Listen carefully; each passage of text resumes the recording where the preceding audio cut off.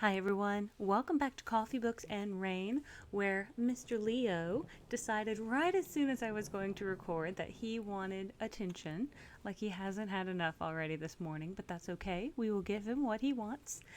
We have our coffee, we have our books and our reviews, and we don't have any rain, but I think some's coming later this week, and we are working our way into the end of July. And I've tried to be really consistent this month on like posting and reading and things. So hopefully you guys have found a couple of books that maybe y'all are interested in, or you know which ones to avoid perhaps. So let us dive into the one for today, which is called House of the Beast by Michelle Wong.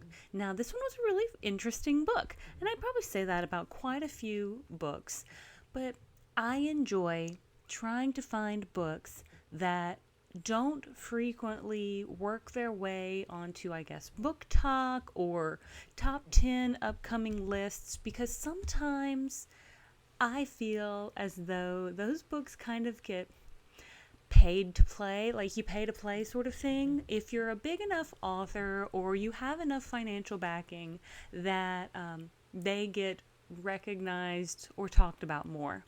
Well, I had never heard about this one, but I was very interested because it just seemed cool and the cover drew my attention. So let's dive into the summary. Step into the House of Beast in this House of the Beast in this dark fantasy debut from the Legend of Korra graphic novel illustrator Michelle Wong, about a young woman who strikes a deal with a mysterious and alluring god to seek revenge on her aristocratic family. I don't know why I was going to say autocratic. Aristocratic family, featuring illustrations throughout by the author. Now, I'm sorry, I'm kind of shifting because every time little Leo's bed, it kind of pushes me that way. But I didn't get any illustrations. Sadly, I had the audiobook. Now, the audiobook was really well done, so kudos to the narrator. But man, I would have loved to see some illustrations, especially knowing that the author is a graphic novel illustrator. Maybe she did the cover too, which that was what drew my attention. There's something about it that's, I don't know, Coraline-esque, or like, I don't know, sketchy in just all the right ways that kind of draw my attention. But okay, let's continue. Born out of wedlock and shunned by society, Alma learned to make her peace with solitude, so long as she had her mother by her side. When her mother becomes gravely ill, Alma discovers a clue about her estranged father and writes a message begging for help. Little does she know that she is a bastard of House Avera, one of the four noble houses that serve the gods and are imbued with their powers. And her father is a vessel of the dread beast, the most frightening god of all, a harbinger of death. In a desperate exchange for her mother's medicine, Alma agrees to sacrifice her left arm to the beast in a ceremony that will bind her forever to the house and its deity. Regardless, her mother soon passes, leaving Alma trapped inside Avera's grand estate. Despised by her relatives and nothing but a pawn in her father's schemes. Now, vengeance is the only thing that keeps Alma going. Sorry, lost my track. That and the strange connection she has with her god, a monster who is constantly by her side, an eldritch taking the form of a beautiful prince with starlit hair that only she can see. He tells Alma that she's been chosen to bring change upon their world, and with his help, Alma plots a perilous journey to destroy the house that stole everything from her. A gripping fantasy novel marked by divine rituals, intense combat, and twisted romance. House of the Beast is a tale of revenge, resilience, and power, of love to see us through the darkness. Now, one of the things that I do question is truly the aspect of this being a romance or romantasy. I honestly don't feel like that was all that much of a thing in this book. Now, if and when you do read this, if this sounds like something that ultimately you will want to pick up in the future, that There is a thing between Alma and her quote unquote God, the being that she is connected to. However, there's nothing spicy about it. He seems a little more into her than she is to him. She really does try to keep her distance.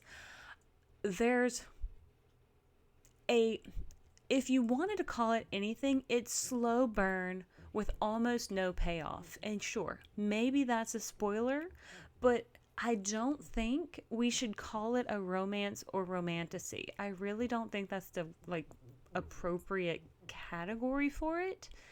It it's not like Fourth Wing or something like that where you've got this enemies to lovers situation going on or anything of that nature. And Alma is supposed to be like a supplicant of this particular god. In when she joins his house, involuntarily, she does not want to be. She unwillingly was where I was trying to go with that word, but unwillingly and involuntarily, like completely against her own will, her father removes her arm and replaces it with one that is made of like this beautifully carved wood. And so now, like that offering was accepted by the god, which means now she is a vessel for this god to be able to, I guess, supposedly host him, I guess, and all these sorts of things. Well, for her, she sees him, Aster, as kind of like she grew up thinking, even this was before she lost her arm, she met him thinking he was kind of an imaginary friend when she was living with her mother before her mother got sick. So there's a kind of an odd connection. Like maybe she was already like kind of connected to this god when she was younger, even before she joined the House of Vera. And now she's, sacrificed her arm. So now I guess she's fully initiated, which she didn't want, but now her arm's gone, so she might as well do whatever she can. Well, Aster, the god in question, he doesn't seem to talk to anybody else who's supposed to be one of his supplicants or vessels. Now, Alma's father, who is just a big jerkhead, just absolutely terrible father, worst father of the year award, hands down. Well, I wouldn't say hands down because I feel like there are some really like worse fathers, but he is garbage. And when you learn more about the things he's done, he's even more garbage. So just into the bin with him. Just absolutely into the bin with him. But Alma quickly learns that her god, who she refers to as Aster, and she understands that the way she perceives him is the way he knows she wants him to look. So he presents himself in the way she wants. And so she grew up reading these fantasy kind of stories about princes and princesses. So he does look like a prince to her. So that's kind of a thing. So it's not as though he couldn't change his form, but Alma's pretty aware for, I would say, 75 or 80% of the book that her perception of her god and the way he responds to her is actually her own doing of want and need inside of her, whether communicated or not.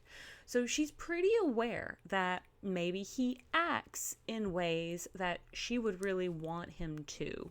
And so when he goes to smooth cream on her stump before putting the prosthetic back on, like that gentleness and that carefulness is something that she wants, and so she thinks why he's doing it. Now, just tiny bit of a spoiler here, so just let you know, some of that is true, some of that is not. So just putting that out there. Now you're like, what do you mean, Rachel? What are you talking about? Some of it's true, some of it's not.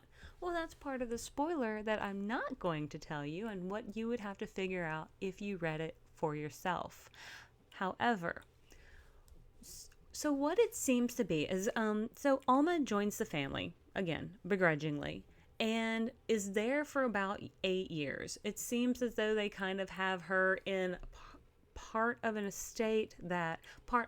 estate that's almost like a what I would call a mother-in-law suite or something. It's separate from the rest of the house. She has her own people who take care of her, but it's probably not as much as the rest of the family. She's really not even supposed to associate with the rest of the family because technically she's a bastard and she's just here because her father brought her. So nobody, like the grandparents don't seem to like her. The actual king, I guess her dad's real wife, not her mom, because her mom was, I guess, just a dalliance for him.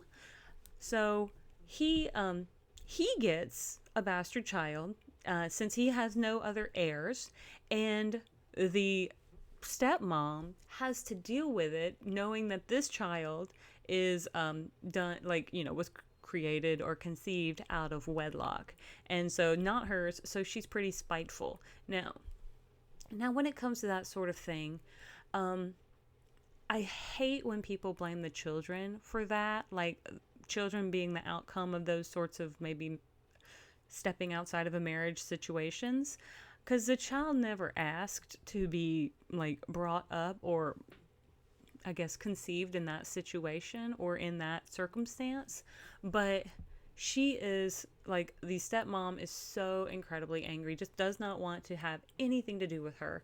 And the fact that her son, the one that she had had with the estranged father, the bastard father, he died. He passed away in an accident. So she's even more angry at Alma for just living, for just existing, pretty much. And so there are points of this book where I could see it ride the line of YA.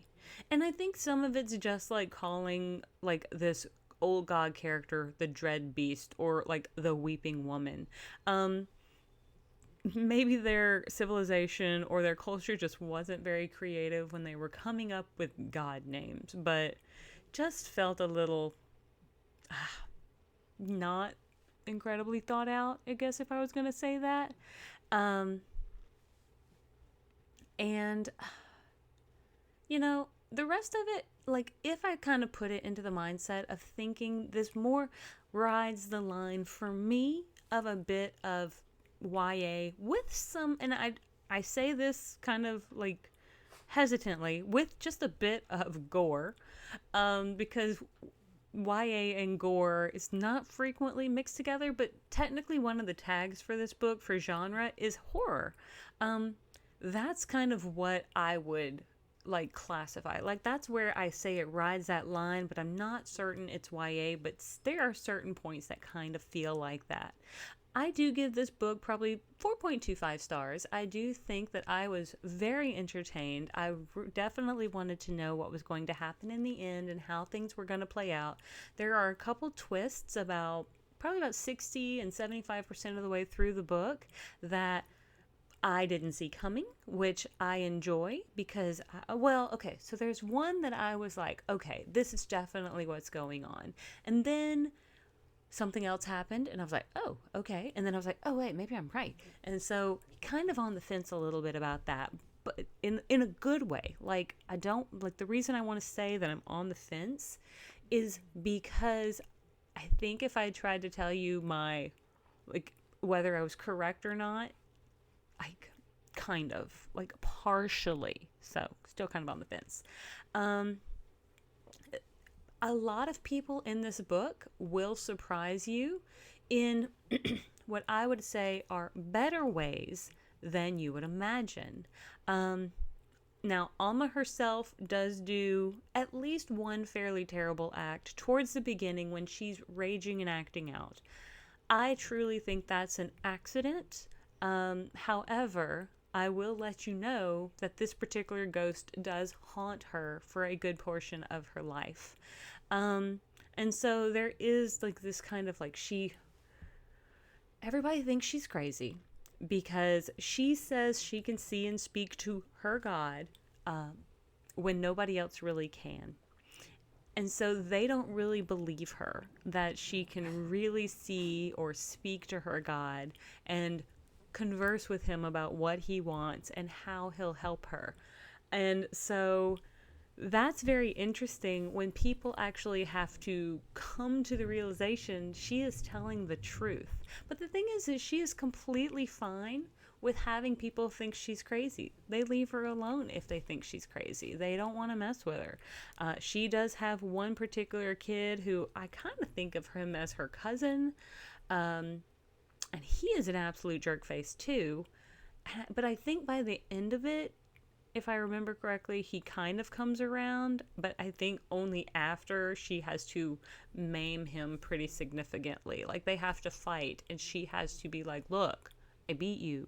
Like, quit already. And then there's a couple characters, like I said, who, you kind of have these preconceived notions that everybody's against her, but not everyone is as they seem. So I was glad to see that as the book progressed, to be wrong about a couple people as well.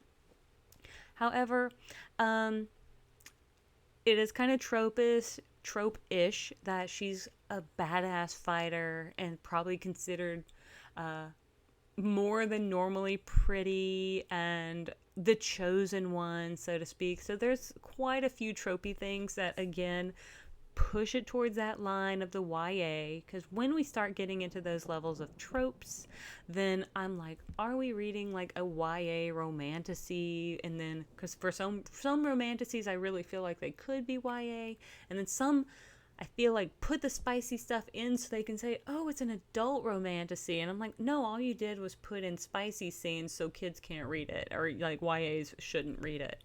And honestly, I don't feel like those scenes really do much for me. However, I know some people do enjoy them, so, to each their own, totally fine. I won't yuck your yum. We're all good. But anyway, I think I'm going to go ahead and wrap it up here. I will say the ending has a lot of good resolution, and I think it was done pretty well. Again, I give it about 4.5 stars, or not 4.5, 4.25 stars, and I will look for a physical copy of this book because I would love to see some of the illustrations that I hope the author has done herself. But with all of that being said, I want to thank you all. Argos has a hairball. You gonna be okay, bud? Yeah, you okay. He looked up at me when he heard me ask if he was okay, and then he stopped. Just doing it for attention, Mom. But with all that being said, thank you so much for joining me on this journey, and I will see you all on the next page. Have a great one. Bye.